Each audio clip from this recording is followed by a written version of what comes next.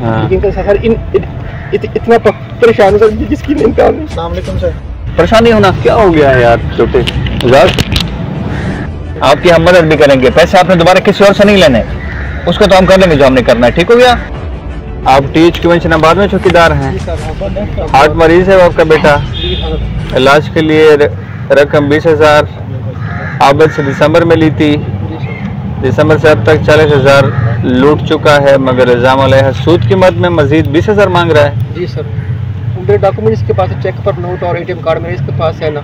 मैं मांगा 2-3 दफ़ा जाकर, तो वो कहते पहले जो 40,000 मैंने लिए हैं वो सूद आ गया। 20 सर मुझे और दोगे फिर मैं दूंगा मैं कागज़।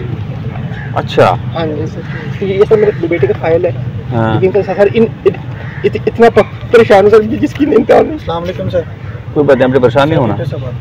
एक तो अगर हमें समझ लेने दो, अगर उसने आपने इस काम के लिए उससे कर्जा लिया था और अब आपसे सूद मांग रहा है इसके ऊपर, उसको हम सीधा भी करेंगे और आपकी जान भी छुड़ाएंगे, आपकी मदद भी करेंगे।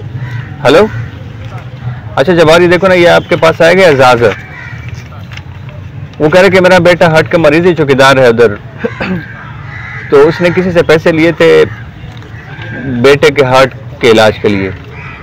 अब वो कहता है कि कर्जा तो ले लेता, लेकिन अब वो सूद ले रहा है और मुझे तंग कर दिया है, मेरे पास कुछ भी नहीं है, बेटे का इलाज करूँ कि उसके सूद का अदा करता रहूँ। तो आपने उसके खिलाफ जो है, अगर ये बात सच्ची है तो उसके खिलाफ झूठ का अपना सूद का पर्चा भी दे देना है, इसकी जान भी छुड़वानी है उससे, और इसकी भी एजाज की भी हमें मदद करनी है अपने बेटे के इलाज में। ठीक है, आपकी हम मदद भी करेंगे। पैसे आपने दोबारा किसी और से नहीं लेने, उसको तो हम कर लेंगे जो हमने करना है। ठीक हो गया।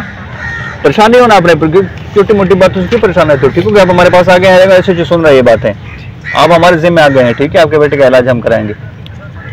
हाँ हाँ, मदद करवाओ, परेशान नहीं होना। क्या हो गया है यार छोटे,